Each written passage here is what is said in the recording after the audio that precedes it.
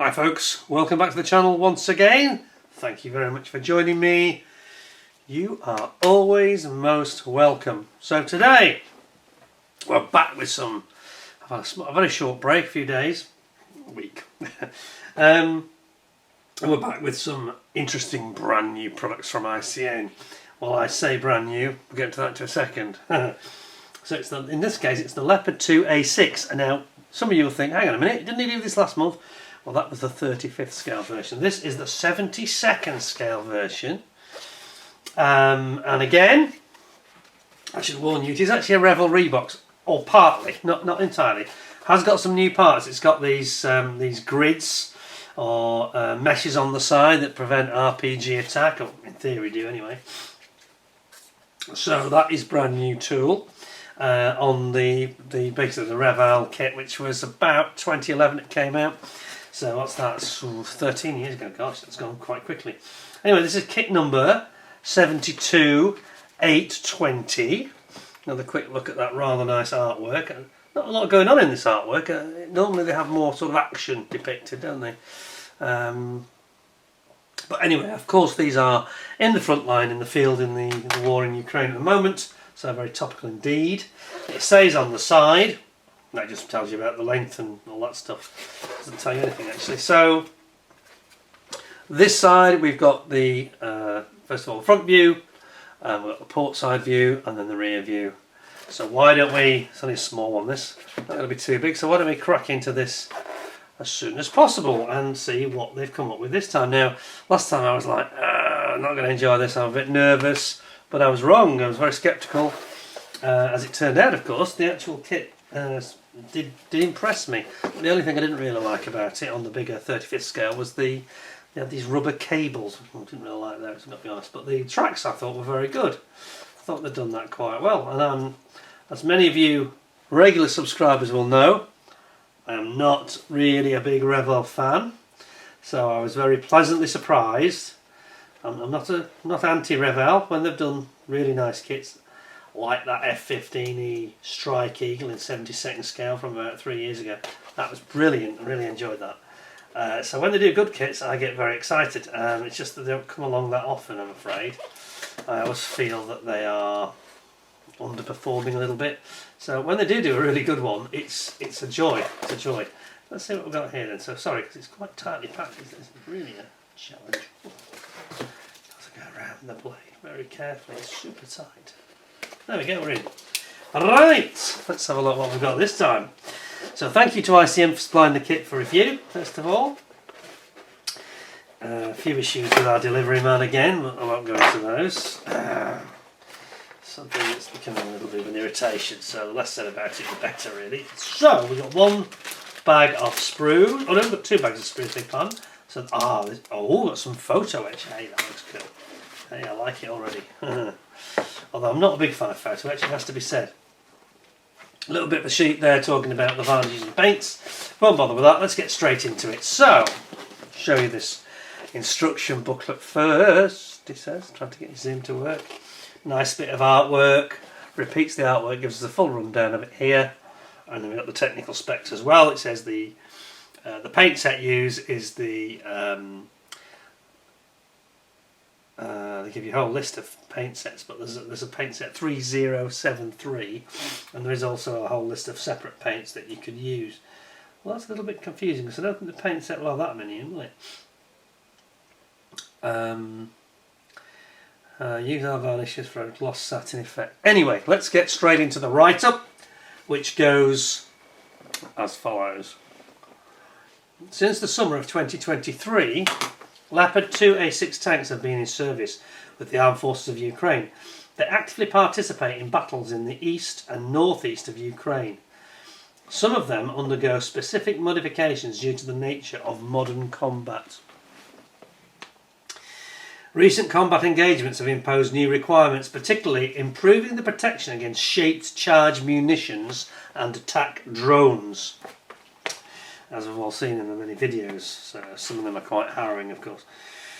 To address this, additional protective elements in the form of grids were added to the combat vehicles. Solid screens of various types are also used to protect the running gear. Okay. The Leopard 2A6 tanks of the Ukraine Army undergo such modifications, and several of these combat tanks were seen in action in the fall of 2023 and more recently, of course. So it gives you a bit of a technical spec here. So it's a combat weight of 60 tons. That's more than a Tiger, isn't it? Cool. Crew of 4, length 7.7 metres, a width of 3.7 metres, a height of 2.6 metres, powered by an MB 873 diesel engine with 1500 horsepower. Maximum speed 72 kilometres an hour, 50 miles an hour. That's not bad at all.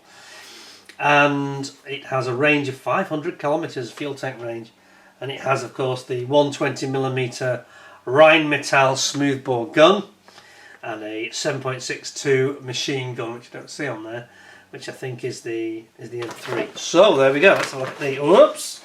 My goodness, everything's spilled out. Let's look at the actual contents. So we have here the decals, and they are very small, as you can see. And they really do consist basically of some very small sort of like a stencil type thing, and the rest of them are the Ukrainian crosses, and they have sort of two styles where they have this it's like a green and a white background, or a sort of a blue or like a clear cross, just with the empty background sort of forms a cross on the camo. Very straightforward, nothing much to sort of worry about there. Then we have got our sprue mat, and obviously this one hasn't got too many.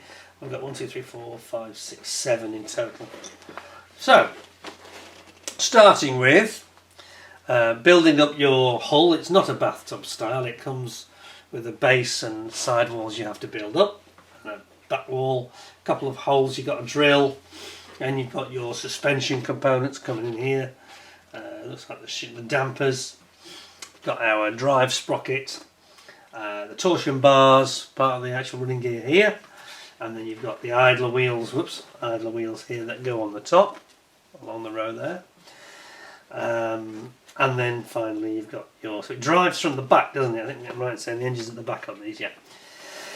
So, not like a Scorpion or something like that. And then you've got idler wheel therefore at the front. So, moving on. Bringing in all your road wheels here, big row of road wheels. We've got 1, 2, 3, 4, 5, 6, 7, 14 in total. Now then they've got, I'm not sure about this. Okay, so then they've got, I was going to say it's Lincoln length tracks, but it's not actually. They are just length tracks. There's no Lincoln length, and you've got to put it in boiling, well, don't use boiling water, but use the help of hot water. So you've got to dip your tracks into hot water to make them form make them softer and form them into the right shape. I don't like this, if I'm really honest. I don't think this is a good solution. Clearly definitely a Revell idea. Anybody who's actually done this, please comment in either in the chat or in the comments. Please feel free. How well does that work? Because that looks like a bit of a pain in the backside, really. I think it's going to be quite difficult. Anyway, we shall see. I mean, ultimately you're supposed to glue them together, so we'll see what that's like. Then you put those tracks on. Obviously then you've got the top of the hull and the rear. Then you've got this additional side protection, which the 2A6 that the Ukrainians are using needs. And then we've got things like little tow hooks, and we've got some towing cables over here. We've got the mountings for the spare pieces of track, and we've also got the barrel cleaning rods. Over here we've got our 120mm Rheinmetall gun with the breech here and the barrel complete flash eliminator, and then we're going to build up our actual turret, complete with the cupola hatches, and then that's going to come into the base. There's a few hooks and eyes that got to go on it, and then there's obviously this additional armour that goes on the side on the Leopard, on the 2A6. Then here at the back we've got our ammunition storage compartment, rear wall, and then here we're going to put on our cupola hatches and the viewing, it's like a viewing periscope.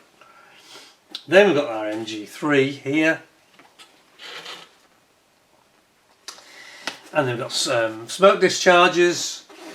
We have got the looks like the bins for the shell cases and stowage bins, and then we've got the here we've got the sighting equipment, rangefinder and sighting equipment.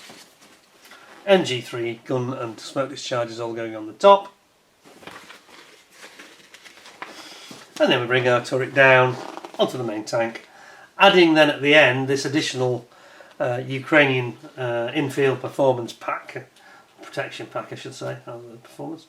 And that obviously has got these grills on these grids on the side, and then finally we've got like a flash eliminator on the end of the muzzle, and then very lastly you've got the mirrors going on for the driving mirrors for the driver. And then we've got our colour call outs. So here we've got first one is Leopard 2A6 Armed Forces of Ukraine option 1. They're not saying too much about the individual units, which is understandable.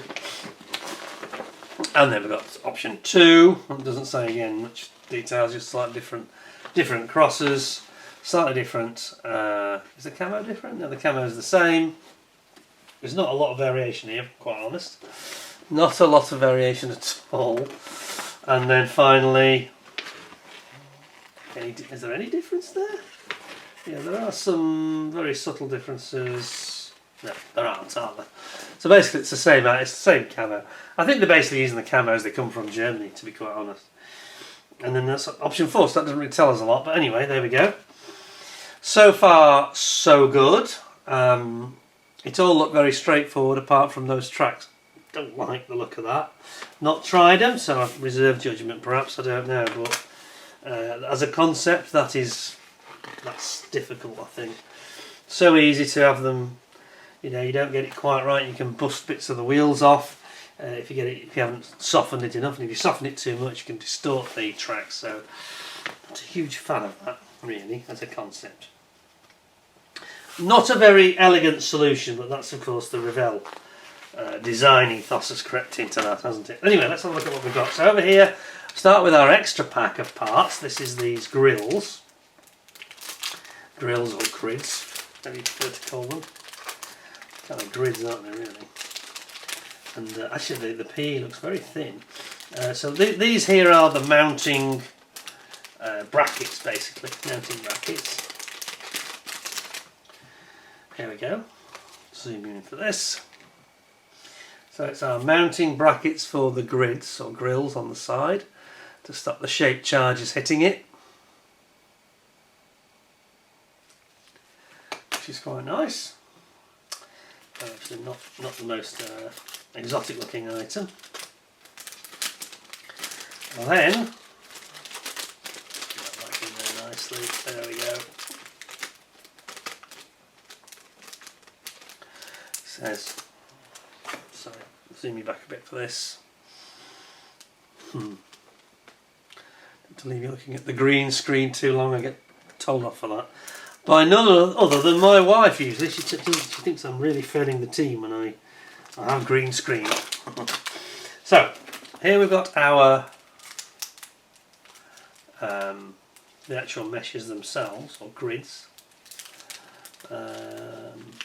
Look very fine actually, these look quite nice.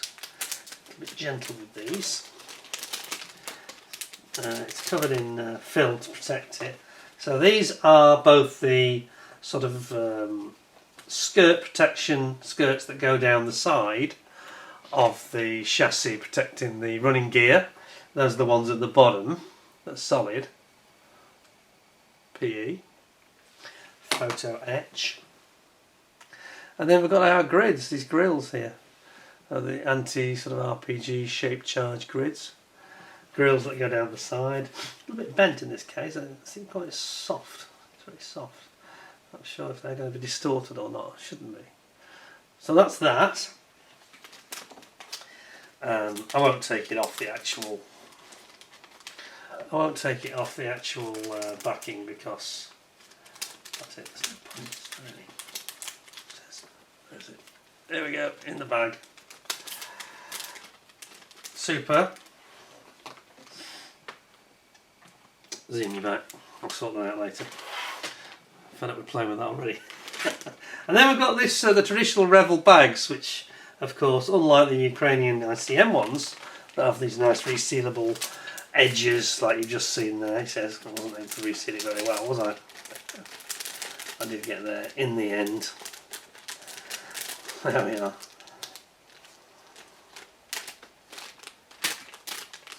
Use gravity, that's the way to do it. There we go. These haven't got that, these have just got a piece of sellotape, sticky tape. So, let's see what we've got. Because it's quite small, being 70 scale, so it's not a huge... it's got good detail though. Have a look at this. Have a look at this. So this is our main sort of hull sprue. Sprue B.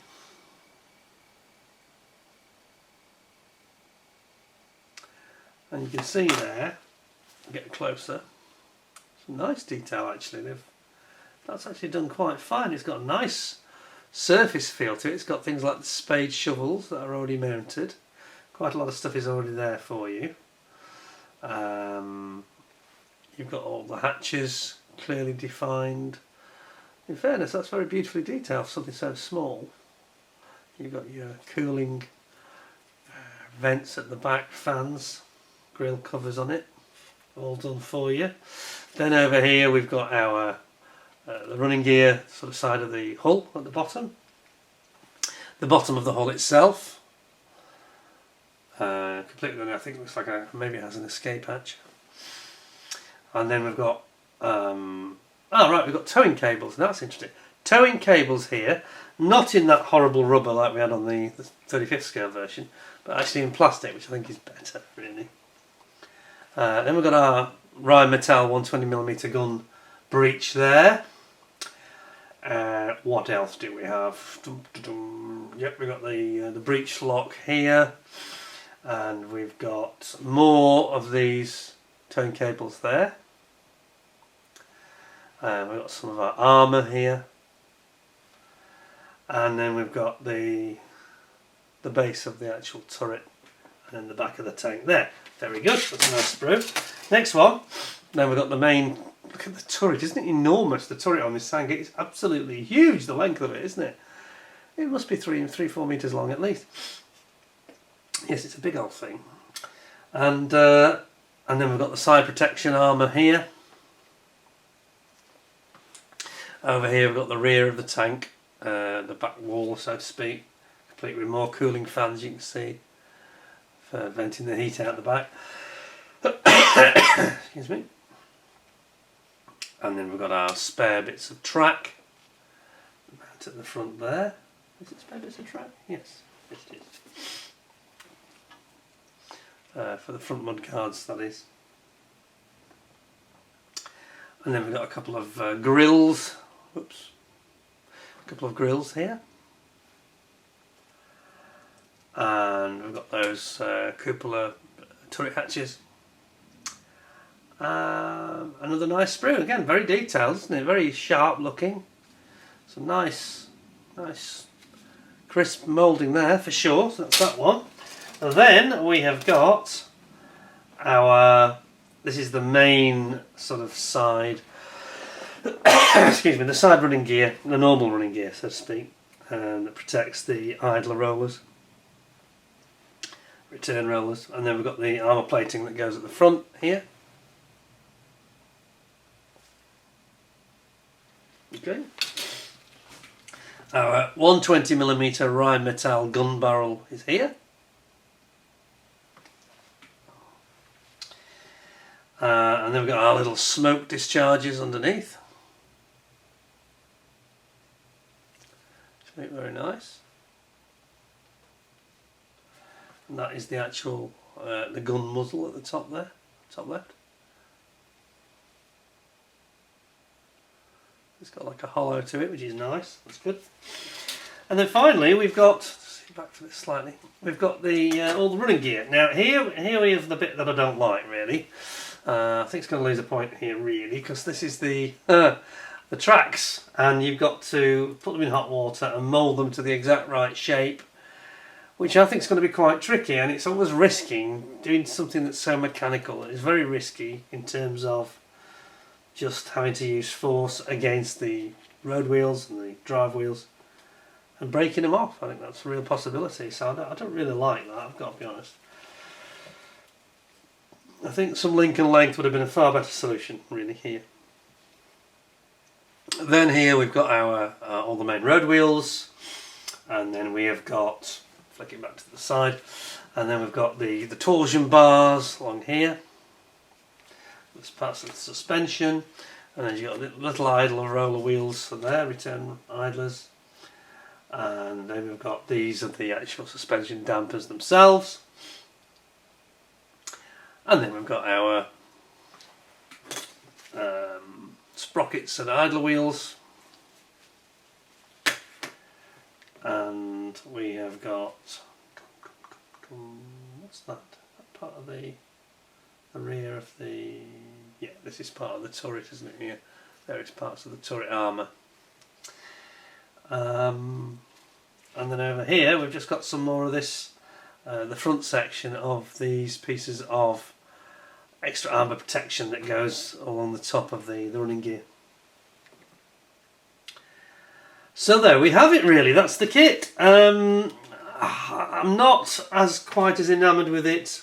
I like it, I think there's nothing too serious in it, it's just this track. I think that you've got to remember at 70-second scale, a lot of the customers for this kit could be youngsters, or inexperienced models or returning models coming back to the hobby. I'm not sure they're going to have an awful lot of fun doing that. I mean, again, you know, somebody said to me the other day about, I got some quite amusing comments about the Sea Harrier. Clearly, in one particular case, I got comments about, from a person that sounded suspiciously like they worked for Kinetic, let's put it that way. Because it didn't make sense what they were saying. They were saying that they'd made all the Sea Harriers and they thought they were the best kits they'd ever made. And it was quite obvious to me that this person then made some other comments indicating that they hadn't actually watched the video at all and they hadn't seen my finished Harrier, because they gave the impression that they thought I'd given up on it. Which is, we get a lot of this with YouTube, I've got to be honest. People will make comment about a video that they haven't literally watched any of. They make a comment based on the thumbnail, and when people do that they get deleted. So I did have a debate with this person, quite an interesting and amusing debate, and they were saying that basically there was no problem with the kit. If you're a good modeler, it was going to give a great result, and I made a comment to the effect that if you thought that this was a really great kit, you couldn't have built that many really. And I asked if they'd seen the video, and they didn't comment about any other models that they'd built, and they didn't make any comments that made me believe they'd watched the video. So in the end I gave them a bit of a slap really, a sort of a verbal slapping, and then just deleted them completely. And that's what will happen if anybody's rude. I've said this before, I'm a big boy, I can take it, but at the end of the day it won't be left to stand. I'll give you a chance. Somebody made a silly comment and I sort of questioned it. I thought this doesn't feel right. It felt very suspicious, this comment. I gave them the right of reply, had a bit of a debate, and I became convinced that they were just a troll really. Probably a stooge for Kinetic. Or somebody with a vested interest, let's say that. So in the end I thought, no, I'm sorry, I don't think it's a genuine comment anyway. So they got deleted. So that's the way it goes, I'm afraid. If you can't bother watching the video and you just want to make silly comments and disagree with something you don't even understand or haven't watched, then that's just ridiculous. You won't be tolerated. Anyway, back to this. Yes, an experienced modeler will be able to do those tracks, but it worries me that less experienced modelers will struggle with it a bit, and that does put me off it a little bit. So I'm going to give it 9. I don't think because there were no other flaws. There was no flash or anything nasty that I saw, and it's got quite nice detail, crisp detail on it. It's just let down by those tracks. That's a silly thing that Revell did. It's not ICM. Revell designed it. It's taken the point off, and if that had been Lincoln length tracks, that would probably got 10 out of 10. It really would. That's how good I thought it was. So it's 9 out of 10 from me, which I think is more than fair. I think anybody who's built this and struggled with the tracks, or if you've had no problem either way actually, tell me. I don't mind, you know, if I'm wrong, that's fine. But it's a little bit off-putting when you've got to start, you know, conforming it to just the right shape to make it work. And I think that's going to take several tries, and it risks breaking things, and it's a very inelegant solution. I think that's what I'm saying. Anyway, there we go. That's me done for today. Hope you thought it was interesting. I like the subject very much. I like the tank. Just don't like the tracks design very much. I think rubber bands would have been better than that. I really think so. If they can't go to Lincoln length, just put rubber bands on. Because they did that with the 35th scale, and I thought they looked quite good. Although I have had some feedback from someone who's built it and has given some kind of mixed feedback. So anyway, I won't repeat that. That's where I'm at. So 9 out of 10 from me. I hope you'll give me a 10 out of 10 with a thumbs up, the like. Don't forget to subscribe. I've got lots of other interesting things that have come from ICM, so thank you to them. I hope they weren't too disappointed, but this isn't one of... You can always tell when it's not one of theirs, really, because they're never quite up to the same standard as the modern ICM kits are. The new tools they do, they're pretty wonderful, really, especially for the money. Good value and good quality. That is very good, though. If you want a small Leopard, yeah, I wouldn't let it put you off, but just be prepared. It's just a thing that demotivates the builder and may put people off, and I think that's the problem with it. One look at that and you think, well, those are quite big, and you know, yes, you can do it, but it won't be easy for some people. That's my point. Anyway, thank you for watching. I hope you found it interesting. Please stay tuned. We've got lots of more similar interesting items coming up, including some interesting figures, several very unusual figures actually, and a particularly unusual subject, which is, I think people will find quite amusing, that ICM have produced. I think you'll enjoy it. So please come back soon. In the meantime, thanks very much for watching.